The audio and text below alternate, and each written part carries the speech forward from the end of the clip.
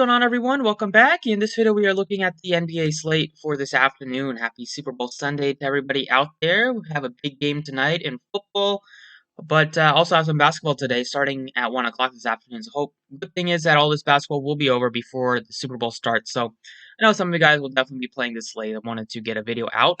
So, I won't spend too much time as this slate locks in under like 3.5 hours. So get the pleasantries out of the way. As always, appreciate you guys hit the like button, subscribe if you haven't already, and then all the good stuff in the description, the Twitter, prize picks, promo, the website if you want to check it out. So point guards options today. Up at the top, Westbrook is below 9,000, coming off of a tough game against the Heat. Just had 18 DraftKings points in 24 minutes. The Wizards continue to struggle, and he's at a really good price tag. Definitely has upside to crush here. The matchup is good. If you wanted to go to him, I don't blame you. I like him more than Fox at 87, just $200 difference between him and Westbrook. Mitchell, 79 without Conley. He looks decent. LaMelo Ball is priced up to 78 after his monster game last time out with 59 DraftKings points against the Jazz. No Devontae Graham today, so minutes are going to be secure for LaMelo. Should see high 30s in minutes, and matchup is great here. 78, he looks to be a good option. I like LaMelo more than Chris Paul, then Brogdon. I probably will not have Tyler Hero. I like Kendrick Nunn. We'll get to him, but won't have Hero. I don't think I'll have. I guess you could look to Kemba just with them being super shorthanded on offense. Just Tatum and him are going to have to score a ton and take a lot of shots. So it got up to 32 minutes, which was good to see, and I could definitely see that being similar tonight this afternoon against the Suns. Then you got a couple of players out. No Conley, no Graham. Still no Smart, no Dragic. So Kendrick Nunn looks appealing. Jordan Clarkson also looks appealing. Expect Nunn to draw the start here. Definitely be him or Gabe Vincent, but Nunn has been playing pretty good basketball. Without Dragic, he should see good minutes here. I wouldn't be shocked at all if he starts. So at 5,800, he looks to be a nice, cheap play that we can go to. You also have Clarkson without Conley. He's going to see more minutes. You have Rozier at a really good tag at only 5,600. He is going to have to play a lot of minutes. The matchup is solid here and could easily get you in the 30s in fantasy points. So you can definitely flip a coin between him and Nunn. I think they both look very similar. And I don't have interest in McConnell or Quickly. Lou Williams also looks decent for tournaments. His minutes are still going to be a lot less than guys like Nunn and like Rozier, so he makes more of a tournament play. But without Paul George, he definitely has some upside. Then you have Reggie Jackson at 48. His price tag is cheap. Peyton, also very volatile, but recently he's been playing better, and he's only $4,500. Gets more minutes tonight or this afternoon. He should continue to crush because he's really cheap at 4,500. It's just if you trust the minutes for him. Definitely want to mention Alfred Payton at least, and then I don't have interest in Jeff Teague or really Austin Rivers or anybody else. So Kendrick Nunn is the guy that I'll go to. At shooting guard, Bradley Beal looks solid at 93. The pricing is pretty soft here for most players on the slate. Mitchell looks decent at 79. Haven't played Booker at all this season. It was against Boston where he had his career high a few years ago. So maybe he can turn that back, but I just haven't been playing him, and I don't think I'll start today at least. Buddy Hield is a bit too expensive at 7,000. I mean, I'd rather go to Halliburton, who has 6,200, has been really playing better than Buddy Hield in terms of fantasy, and just because he gets you assists, gets you rebounds, is also good at getting steals. So don't mind taking a shot at Halliburton with no Paul George. That game should stay close. Then Lamb is decent at 58, but do have plenty of options. You have Justin Holiday. I definitely go Graham or Lamb over Holiday. But Holiday also gives you some upside here with them being shorthanded if he can catch fire from 3 like last game. And then don't have interest really in Quickly. I think you could look to Rozier. You definitely can look to Jingling Joe Ingles at 5,300 against the Pacers. Definitely will touch on him a bit. To play him at the other spot. I think Kennard looks good at 3,800. Just without Paul George, they're going to need him to play like mid-20s minutes at least. He's cheap at 3,800. He's not the best fantasy player, but I definitely think that he can hit value at only 3,800 when you have like $5,000 for Lou Williams, like high 4,000 for D Jackson. You could definitely see Kennard hitting value at only 3,800. Small forward, it's really Kawhi Leonard, who is just jumping off the page at 91 against Sacramento without Paul George. Also, you can look to Butler. I probably won't go to Hayward at 8,000 just with these guys being just a little bit more expensive. And then for cheap plays here, you have Ingles at 53, Burks as a tournament option at 5,200. Then you have Morris at only 42 without George. He's definitely going to see more minutes. And then Grant Williams is really bad, but he's going to see a lot of minutes tonight. I like Kawhi, though. It's tough to not like him here. The matchup is excellent against the Kings. They turn the ball over. They give up a ton of points. You should see Kawhi play huge minutes and really just do whatever he wants on the offensive side. Like, there's nobody on the Kings that can slow him down. Moving on to power forward, it's Tatum to get a piece of the Boston Celtics with them being super shorthanded. 94 is still very cheap of a price tag with all the usage that he's going to have. He should take 20 plus shots. He played 40 minutes in regulation. He's just going to be out there all game. And he's going to shoot a bunch. He gets you rebounds, gets you some steals. Really good player in general. And I really like the spot with all the injuries on the Celtics. Then the other guy you can look to is Sabonis at 83. Was bad last game. The matchup is tough, but he's super cheap at 8,300. And then Randall looks decent, but he's behind Tatum and Sabonis for me. Then Bogdanovich at 64. He looks fine, but I like to get to Ingles, who's cheaper. And then for value at this position, you have Tice at only 4,400. You have Morris at 4,200. And then you have Frank Kaminsky, who's going to start probably once again. He started last matchup against the Pistons. Probably start again tonight with or this afternoon with Crowder on. I think he's already ruled out, or he's not expected to play.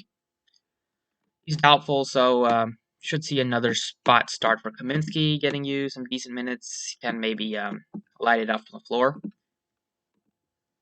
Center, if I go cheap at this position, I like Gobert at only 73 against the Pacers. That looks to be a nice spot. DeAndre Ayton is below 7,000 for once. Very frequently does that happen. Zeller is 6,000, so he's a little bit pricey. If PJ Washington is in, I think you could look at him over Zeller. I do like Holmes. I like Holmes a decent amount at only 5,600. And then you can maybe take a shot on Mitchell Robinson if Nerlens Noel happens to be ruled out. He's questionable. Alex Len kind of got it done garbage time, but he's definitely going to be a piece of that rotation if you think he can get hot. More of a tournament option, but at least you can definitely take a shot or mention him at least, and then you have Kaminsky.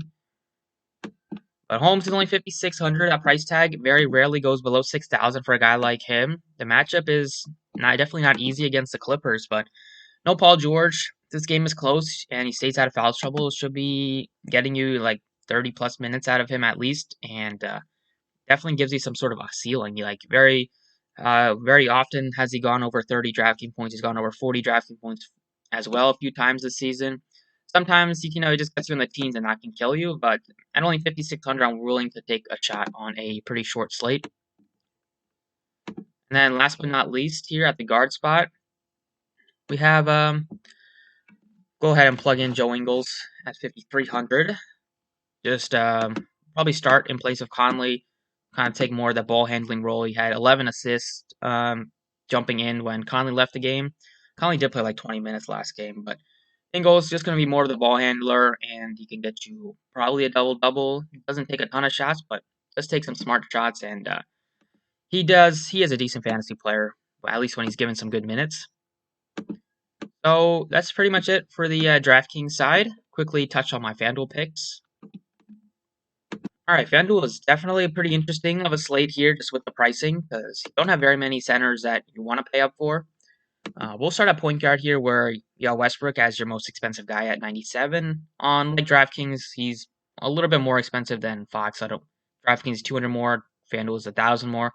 So I'd probably lean to Fox on FanDuel at least. Then you have LaMelo checking in at 7,800.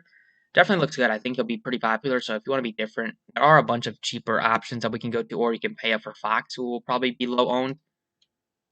So I do like Kemba Walker. He's only 57. I think you can look to Graham, or keep saying Graham. I mean, you can look to Rozier at 6,100.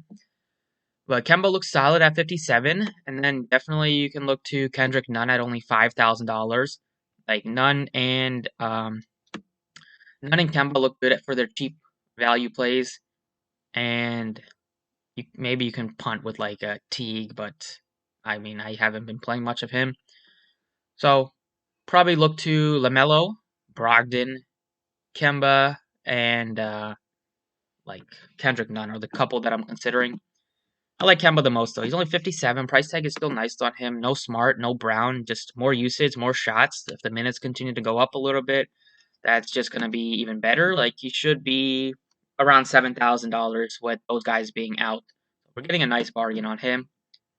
Shooting guard, no Paul George. Bradley Beal is 10.8. That's a tough price tag to get to when Russell Westbrook is in, so won't be getting there. Mitchell looks solid. I like Halliburton on FanDuel at 6,000. Like you can go to Lou Williams, you can go to Hero at least at 58. Then you have Clarkson who's only 5,000. I don't like Kennard much on FanDuel at 48. I like Burks at only 42, and that's kind of it. So for me, I think I will take a shot on Halliburton just with not a ton that jumps off the page at shooting guard. Halliburton gives you a big time ceiling. The minutes are really consistent now that he's playing over 30 every single game. He fills up the stat sheet. Only 6,000. Like I think he looks to be a nice bargain.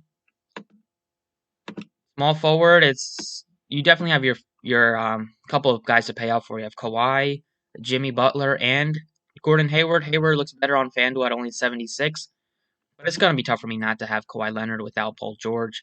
And just with how good the matchup is against Sacramento. Harrison Barnes also been killing it at 66. But the time that I play Harrison Barnes is when he goes back to dropping teams, so I will hope that he doesn't have another monster game tonight. Then you have a few guys that I do like that are cheap here. You definitely can take a shot with Batum without Paul George, but Ingles looks great at only 4,500. You have Duncan Robinson looks decent at 43. And mainly it here. You can definitely take a shot with Bridges if there's no Washington and if he's starting. But Kawhi is definitely the guy I'll try to get to. Power forward, it's Tatum. Still looks great. He's 10-2. He's expensive, but if you're going to get 40 minutes from Tatum, you should expect 50 FanDuel points at least, upside in the 60s and 70s. And I think the matchup is just a lot better than it is for Sabonis, than Randall.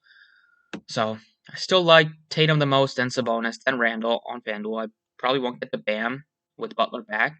Haven't been doing that. He's been decent though, but 88 is still a pretty high price tag to pay. And then you have Tice you can play as a value play. You have Kaminsky, Morris, Thompson. But Tatum definitely sticks out. And then at center, I probably won't get all the way up to Gobert at 85. I like him more on DraftKings. Same thing with DeAndre Ayton. I'm looking at Holmes. I'm looking at Cody Zeller, Mitchell Robinson if there is no Nerlens Noel. Right now, I like Holmes a bit just because like Zeller looks decent as well. If there's no Washington, you can take a shot with Zeller. But I do like Holmes' upside. Sometimes you can have those outlier games with block shots, and that really helps on FanDuel. So I think he's worthy of a look at only 62 is definitely cheap for a guy that has flashed a 40-point ceiling more than a few times this season. Does have a low floor, but definitely just going to worthy taking a shot on a pretty short slate. So hopefully Holmes can go nuts tonight and make me pretty happy tonight. So that's it for the video. Thank you guys for watching. Best of luck today. Best of luck in NBA and best of luck with the Super Bowl.